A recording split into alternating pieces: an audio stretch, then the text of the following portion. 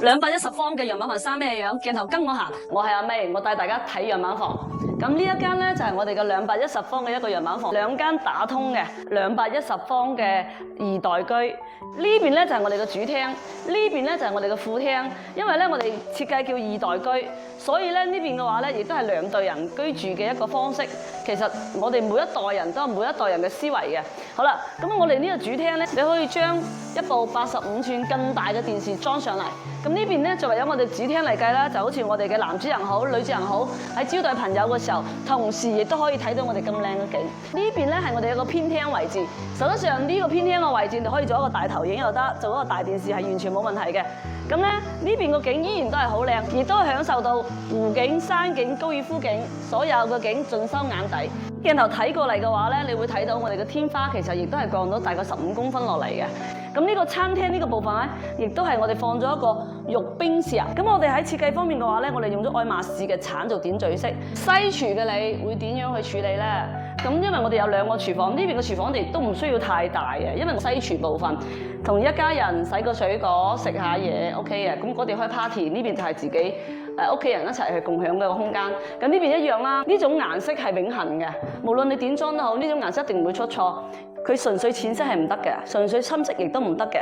咁我哋用咗勞倫黑金嘅岩板，做咗一個我哋嘅中島，再加埋我哋呢個電視背景牆，中途加咗我哋一個五金，令到佢成個檔次起得更高。睇睇硬裝到軟裝到整裝，其實幾得前後呼應嘅。咁靚嘅高爾夫景，你會唔會喺度揮兩下咧？雖然我唔識啫，但係你可以嚟教我啊嘛。呢啲正宗係叫做有姿勢冇實際。主套點樣嚟？我覺得呢度有你心目中想要嘅豪華感。我哋嘅硬裝方面嘅話咧，用咗一個係我哋嘅硬包香檳金拉絲嚟打造出嘅一個氛圍感。咁我哋用咗非對稱嘅手法啦，就比如話我哋嘅硬裝用飾面板 L 過嚟做咗呢邊係一個非對稱嘅做法，而我哋嘅家私軟裝方面亦都做咗個非對稱。咁 OK 啦。咁如果你話豪宅，何為之豪宅？空間感一定係唔可以少嘅。而阿 May 嘅身高1.66m嚟計，呢個位置嘅闊度係絕對係闊落，非常之夠闊嘅。嗱，呢度咧亦都係我哋一個最好嘅一個景點啦。如果你又瞓喺床頭望住呢個景，我覺得人生都不外如是啫。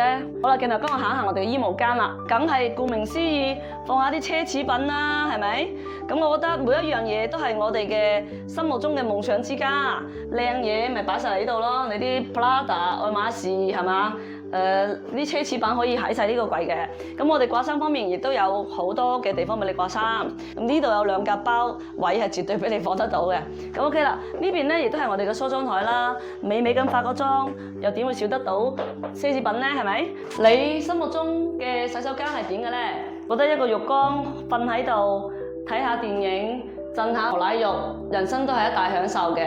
咁其實洗手間嘅設計亦都係必不可少，即係比如話好似呢個位置啦，水盆位。咁水盆其實我哋係做咗個非對稱係突出嚟設計嘅。咁呢邊咧亦都係我哋嘅一個洗手間嘅一個設計。OK， 咁鏡頭繼續跟我行啦。咁呢邊咧亦都係我哋頭先叫主套啦，呢個叫副套。什麼叫2代居？我哋叫做同住就不同眠，動靜分開。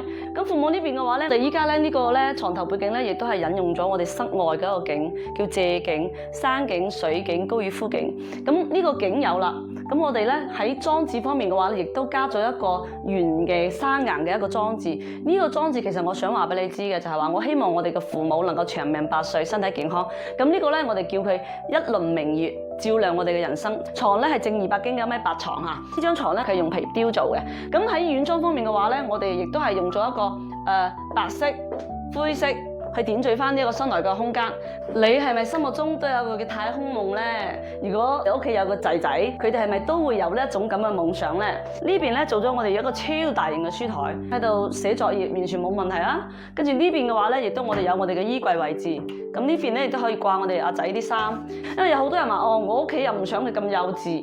咁呢間房間時間耐咗，阿仔話唔中意呢個主題喎，搣咗個牆紙，又換一個新嘅就 OK 啦。但我哋嘅櫃飾啊，我哋嘅門飾啊，其實係百搭嘅，未來你變成點都係有可能嘅，所以我覺得美觀同實用亦都係同時可以兼顧。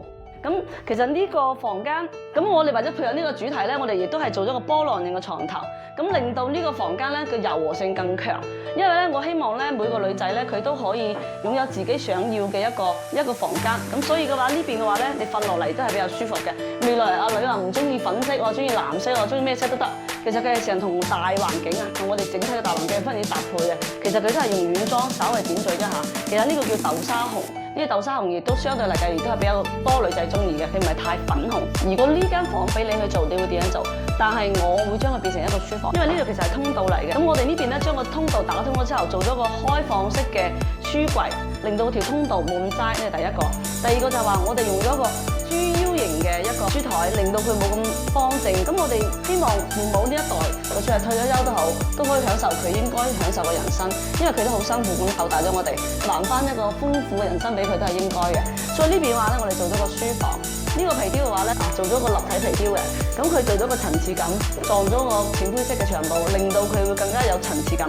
鏡頭前嘅呢個畫，其實佢都係實木雕出嚟嘅，立體感非常之好嘅。你睇下山景、湖景、水景，佢係咪形成一個呼應？